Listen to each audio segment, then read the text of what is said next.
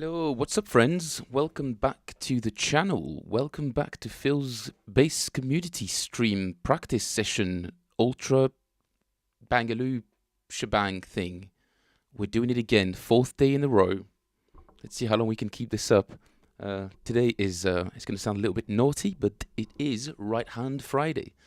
So we're going to go through a little bit of a quick recap of our couple of exercises that we've been working on so far.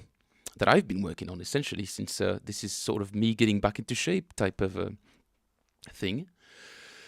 And then we'll move to a slightly different approach because we're moving to the right hand.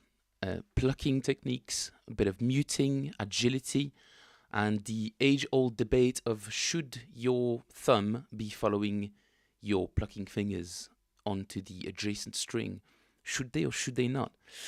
I'm afraid it's more nuanced than you might think it is. In any case, let's get started. Okay, guys, so you remember that yesterday we went through the 3 or 4 exercises just in order to wake up our left hand. We're going to smash through them real quick. Basically, for those who weren't there, and you should have been because it was great, it's 1 finger per fret, up and then down, and then with a sort of static hold, moving each finger independently. And then we're going to do a spider, which I'll demonstrate really quickly. 2 types of spiders, and then at that point we should be really nice and warmed up, ready to get started properly. And if you guys have got a gig, now would be a good time to pick up your basses and start practicing. All right, so get a little click going. Should be able to hear that. We're at 60 BPM and we're just gonna make our way up the neck, 1 finger per fret, starting on fret 9 for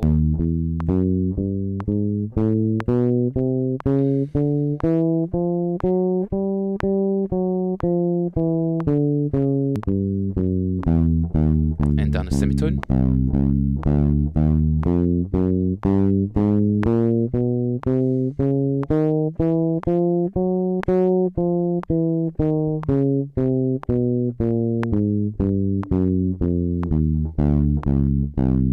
And down a semitone again.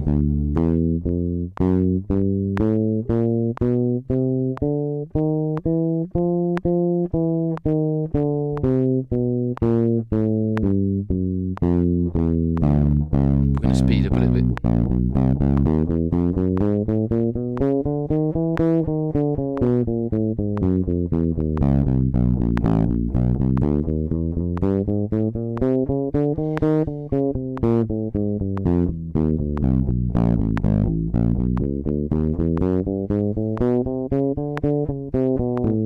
Remember to try and keep your thumb somewhere in the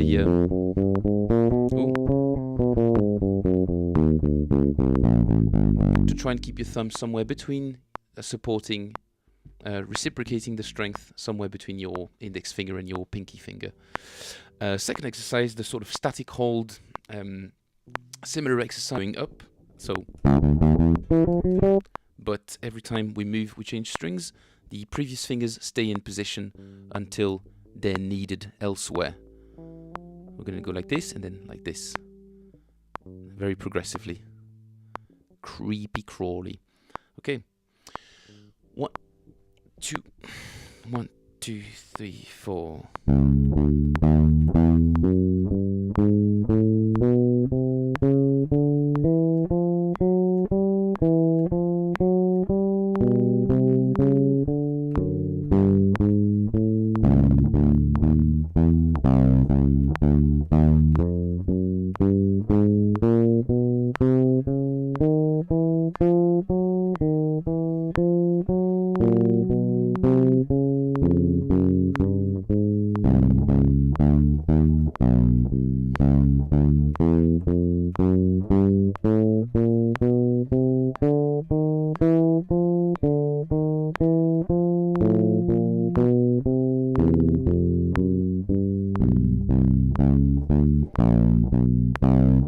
We're going to speed it up after this one.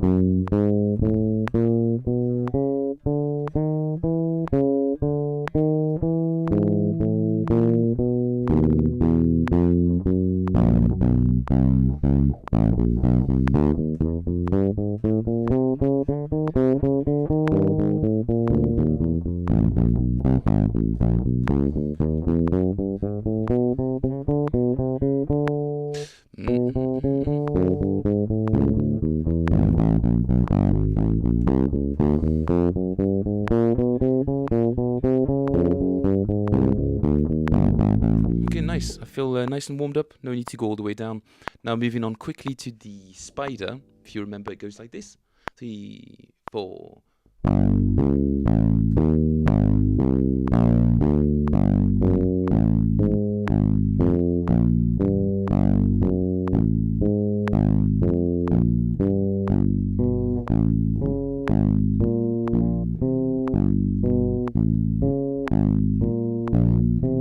Oh gosh.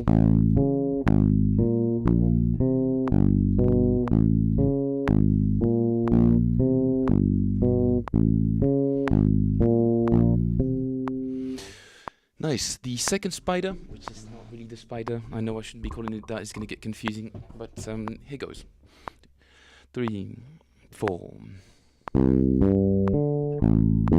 Oh, it's in. What am I thinking? And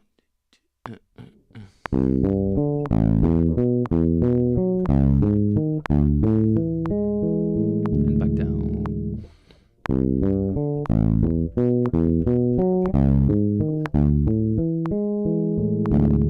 And again.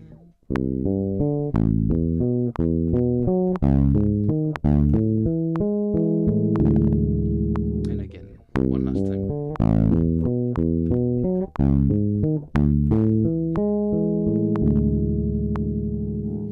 Awesome. Well, this is my left hand properly warmed up now. Let's see if I can get a better position for you guys to see my right hand a little bit better, because today we're mainly going to be focusing on this right hand down here. Come on, camera angles. I need to work on this, don't I? All right. Should be a little bit better. Do let me know if I need to make any arrangements, guys. That's no problem at all. I know it's not perfect. I'm planning on getting a new camera at some point, having like a proper finger cam, just pointing straight at the, because I think the right hand technique is often very neglected and is a big issue to a lot of players that I see around me. Not that I'm an expert, but I find that the approach that I've developed really helps you get past some certain technical hurdles, and I think take your player to the next level. So stay tuned, pay attention, and please do give some feedback and suggestions if you guys want to see some particular techniques explored, like slapping, double thumbing, all sorts of exotic things. I'm happy to explore that as well. Hey Jeff, it's nice to see you, man. Well, nice to see you in the chat. Yeah, it's a real pleasure, man. Pick up your bass, because that's what I'm doing now. Just dispensing free bass advice on Twitch and YouTube. Yeah, I think it's not fantastic. The internet's a little bit crappy at my place at the moment, but I'll be working on that. I need to move the router in a different room, basically, but I'll figure that out. But hey, I appreciate you popping up, man, popping by, stopping by. What are we moving to now? What was I talking about? I was talking about agility and right hand. First of all, super important, the basic hand technique. Your timing. Well, my timing in this case, because I'm really out of shape. And there's a couple of exercises that I will show you guys that are pretty awesome. That 40 BPM exercise that I think we did a few days ago. Well, basically, I'm going to insist on that again because it's a really, really, really cool exercise. And it's, unfortunately, well, often really good exercises can be really boring and repetitive, and they do require a lot of attention. They're quite taxing in terms of focus.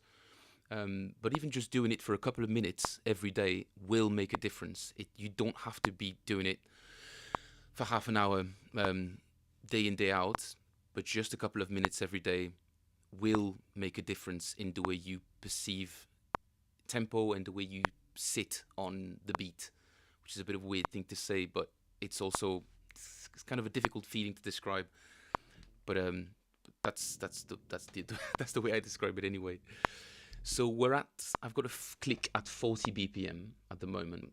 Well, we did try that live the last time, and I really wasn't good.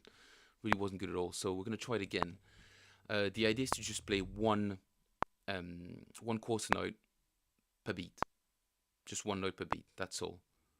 and then we can expand from there. But the moment we have to first be really comfortable with that, with the sort of space in between these two beats, and that's where the difficulty lies.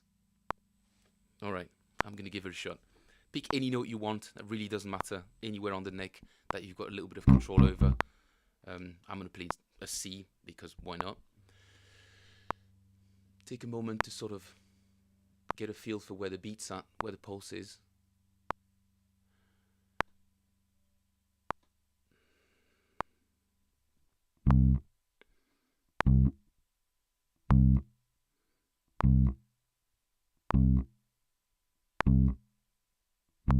And that's basically what you're going to do. Just essentially close your eyes and try to really internalize where the pulse is and how much time you've got till the next note. It's really, really fantastic exercise. And what's even better is that this really simple entry point can be expanded in so many different ways. For instance, I still struggle with this one, but you can turn the click into any note of the bar that you want. So, for instance, if I want to imagine that this is dun, dun, dun, dun, dun, dun, dun, dun, dun, dun, dun, dun, dun.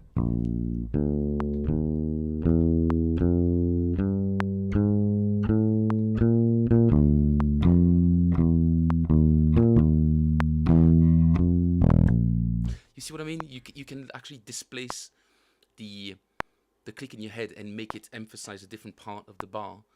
And that's another super cool, again, really demanding exercise because it does require a lot of focus. You can see how quickly I drifted away from the click there, just because, yeah, it's really cool exercise, and it's also very good at highlighting different parts of the bar. So for people who struggle with reading or thinking, oh, it's like third, fourth, second beat. What does that mean? E and E and what one E and E, whatever that is. You can use that technique to decide to pick one subdivision of the bar and decide that that's your click now. Except your one will be somewhere else, and the click is emphasizing the third crotchet, the third 16th note or whatever it is. Super cool exercise.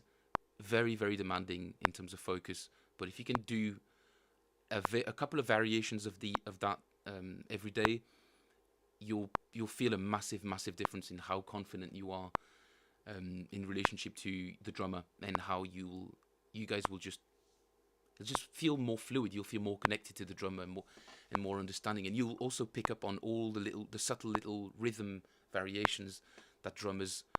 Looking at you, drummers, we know you do it. Don't lie to us. We know you do it.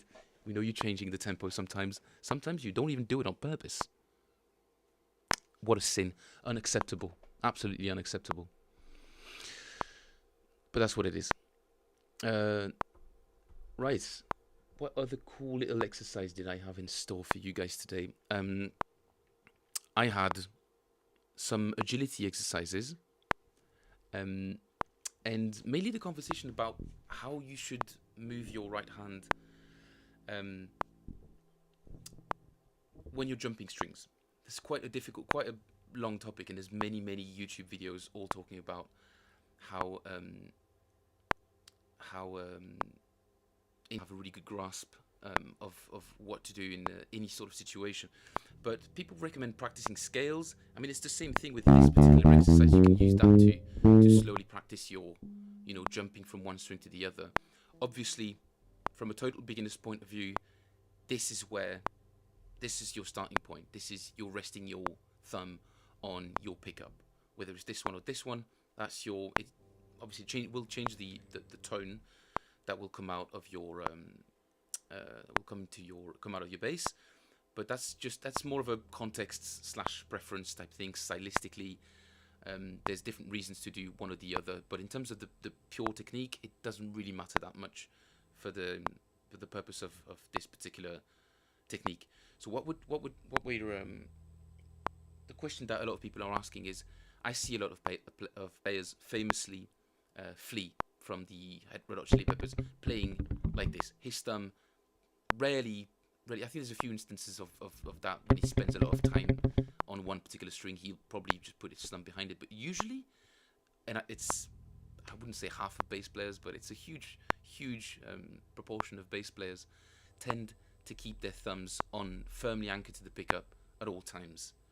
It's not a bad technique. It's not a bad technique, but it does reduce your ability to control the sound that's coming out of your bass, because, like I said the other day, muting these strings is literally 50%, if not 51%, of the job of a bass player, is to mute the strings. And hopefully, as I'll try to demonstrate over the course of these next days and weeks, and hopefully months, will be that it's a two approach. It's both your left hand and your right hand. We could talk about this for a long time, but today I'll just talk a bit more about why I prefer the option of your thumb following your plucking fingers behind every string.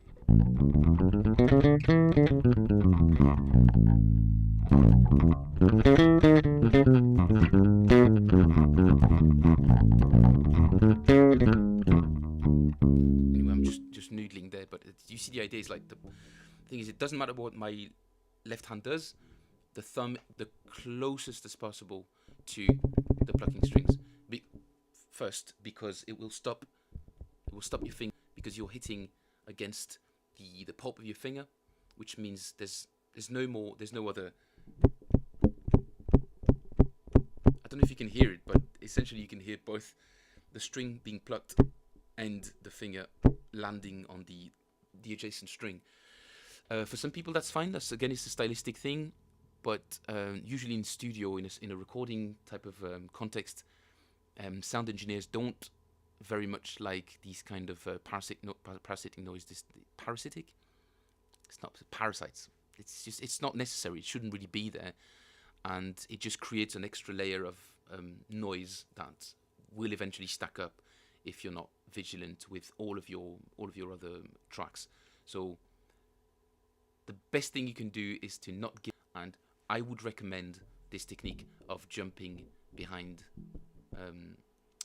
staying behind the string with your thumb. Every time you pluck, your plucking fingers will land on the pulp of your finger. The sound, produce unnecessary sound that will clutter up the track at the end of the day. And yeah, it's also, I find it a lot more aesthetic to have your hand just move minimally like this, and it gives you a lot more strength and a lot more precision. So that's point 2 and 3. Is first, you don't hit that string, that adjacent string. Second, you have a lot more power when it comes to plucking, and a lot more precision as well. A lot more precision, which means you spend a lot less strength controlling where your fingers are going, because it's very minute. You want to save yourself. If you're going to do 2 hours of gigging, or God knows however long you'll be playing for, you do want to save your strength, and especially since you do that movement probably 1,000, absolutely no chance that you're going to have a long career if you don't manage yourself and make sure that your muscles are put under the least amount of strain as possible. So that's my 2 cents for today, guys. Keep practicing these cool exercises, the spider and all of that. Do all of that. It's really cool. So if you're not yet, you will see it in less than a week, I guarantee. There was also this exercise that we did yesterday, but good news, guys. I've started transcribing some of these exercises, and they will be available on the Patreon for free, at least until I've got a substantial amount of cool stuff to give people. Until then, all of that's just available for you guys with a little bit of explanations. You'll get the tabs and the music notation for all of them.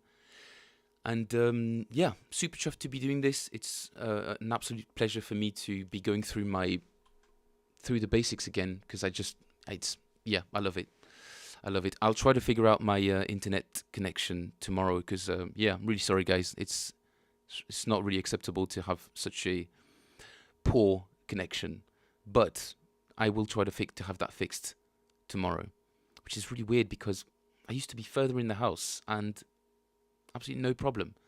It's like just because I'm right on top of it, it's not working. In any case, guys, I'll keep it short today just because of that particular technical difficulty. Apologies again. I will have figured it out by tomorrow, or by the time the next stream starts. So thanks for the guys who turned up.